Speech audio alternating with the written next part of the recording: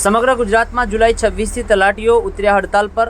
ગુજરાત રાજ્ય તલાટી મંત્રી મહામંડળ દ્વારા સરકારની સામે આદર્યા જંગ। ગુજરાતમાં તલાટી કમ મંત્રીઓ ફક્ત જન્મ મરણ નોંધણી અને ડિઝાસ્ટર મેનેજમેન્ટ સિવાય કોઈ કામ નહીં કરે। સમગ્ર ગુજરાતમાં અરજદારોના મહેસૂલ સહિત અનેકવિધ યોજનાઓ અંતર્ગતના કામોથી રહેશે અળગા, કામો ખોરવાશે। ખેરાલુ તાલુકાના ગામડાઓમાંથી આવતા અરજદારો પરેશાન। હડતાલ કેટલી લાંબાશે તેની ચર્ચા જોવા મળી રહી છે। ખેરાલુ ખાતે લાલાવાડાના કાજી ફરીદભાઈ સહિત અનેક અરજદારોના કામો પણ અટવાયા। કોંગ્રેસ અગ્રણી મુકેશ દેસાઈએ સમગ્ર મામલે મીડિયા સમક્ષ વિગતો આપી। Online TV news Suresh Thakor સાથે ફારૂક મેમણ, ખેરાલુ। ઘણા સમયથી તલાટીઓની હડતાલના લઈને ગ્રાહકો જે રખડી રહ્યા, શું કહેશો? મને જાણવા મળ્યા મુજબ ખેરાલુ તાલુકાના તલાટીશ્રીઓ 1 મહિનાથી હડતાલ ઉપર છે।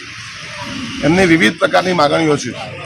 હવે એ માગણીઓ 1 મહિનો થવા છતાં સરકારશ્રી સંતોષી નથી અને જેના કારણે હવે હડતાલ ક્યારે પતશે એ પણ નક્કી નથી।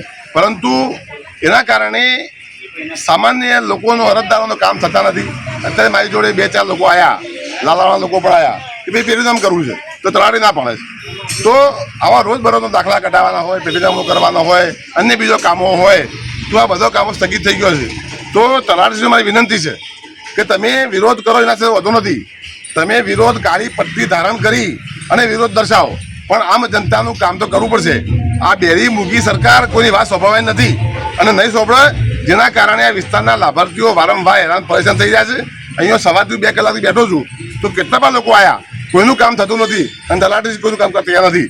તો હું સરકારશ્રીને વિનંતી કરું છું કે તાત્કાલિક ધોરણે તલાટીઓના પ્રશ્નો નિરાકરણ લાવી અને આમ જનતાનું કામ થાય એવા પ્રયત્નો કરો। અને તલાટી મિત્રો પણ મારી વિનંતી છે કે જો સુધી નિરાકરણ ન થાય તો સુધી કાળી પટ્ટી ધારણ કરી અને વિરોધ પ્રદર્શિત કરો, પણ સામાન્ય લોકોનું કામ કરો, એવી આ તબક્કે હું વાત કરું છું।